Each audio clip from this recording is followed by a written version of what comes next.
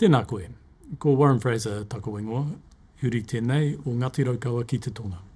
I'm the Deputy Chief Executive at Te Tari Whakatau, responsible for policy, legal and corporate.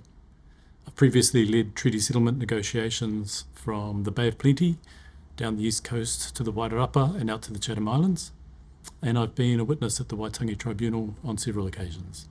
The treaty settlement process gathers together the claims of claimants who have interests in common, usually whakapapa, and an area of interest that is the rohe in which the claims are being made. The Crown seeks to negotiate with groups of claimants where Y claims are grouped up together in something called a large natural group. A large natural group will be based around whakapapa and the area where your ancestors exercised customary rights. Sometimes that means that descent lines go different ways, and it means that your Y claim could be dealt with in more than one treaty settlement. All members of the claimant community will have the opportunity to vote or otherwise indicate its support or opposition to a group who is seeking the mandate to represent them in a treaty settlement negotiation with the Crown.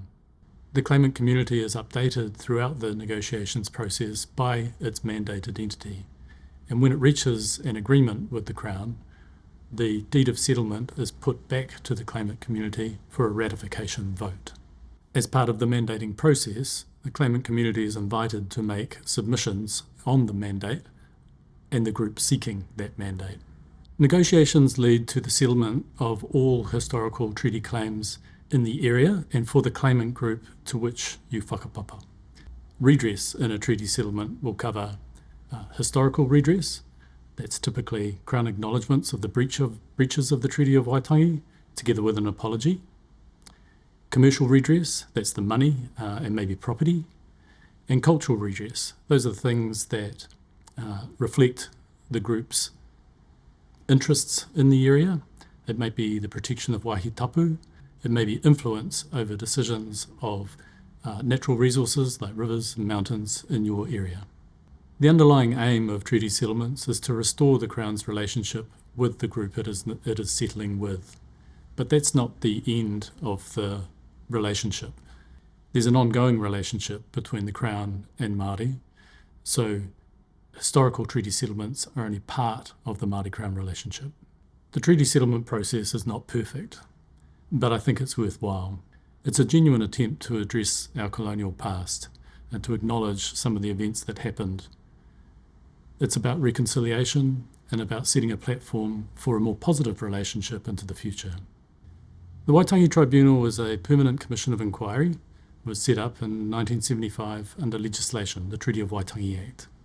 The Tribunal issues a report on its findings and makes recommendations to the Crown.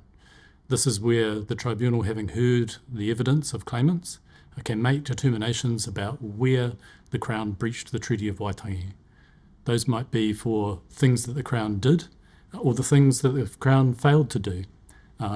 Any time leading up to the date 21st of September 1992.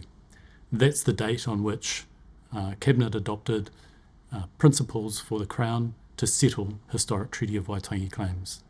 That date's also important for distinguishing between historical Treaty of Waitangi claims, things that happened before 1992, and contemporary treaty claims, anything that's happened since that time.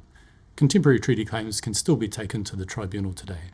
If you're a Y claimant, your claim will be wrapped and bundled into a claimant group. The group will seek a mandate from the claimant community to negotiate on your behalf with the Crown for the settlement of your historical claim. At the Waitangi Tribunal, your Y claim will be considered by the Tribunal in a district inquiry into the historical claims of the area. The Tribunal will have hearings in your rohe. It will seek evidence and come to marae so that they can understand the basis of the claim made. The Tribunal then reports on what it has found and on any breaches of the Treaty of Waitangi that it has found that the Crown has made. In the Tribunal, claimants will lead evidence relevant to the claim that they have made, and the Tribunal will hear that evidence to determine the merit of the claim. In the treaty settlement process, Y claims are bundled together by whakapapa and area into a claimant grouping, a large natural group. The Crown prefers to negotiate with large natural groups so that the process is more efficient for both claimants and for the Crown.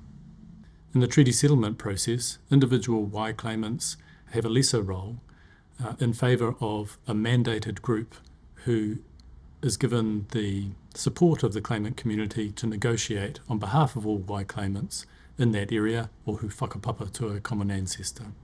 When a treaty settlement is completed, the exchange is the settlement of all Y claims that relate to that group in exchange for the redress that the Crown has offered. What that means is that Y claimants are no longer able to pursue, through legal means, redress for their historic claim. During the process of treaty settlement negotiations, Y claimants will be updated by the Crown and by the mandated group. Some groups will form a Y claims committee in order to do that. Others will find other means to keep Y claimants up to date with progress in negotiations. Because Y claims have been lodged by an individual, often on behalf of a community, and sometimes that individual may have passed by the time settlement negotiations come about, it's a really important thing for a mandating group to ensure it has means to engage and communicate with those who carry the Y claim into the settlement process. More information on the whole treaty settlement process is available on the Tari Whakatau website. The Red Book contains comprehensive information about the history of treaty settlements, how they work, and what you might expect in treaty settlement negotiations. And if you still have questions, of course, please get in touch with our office.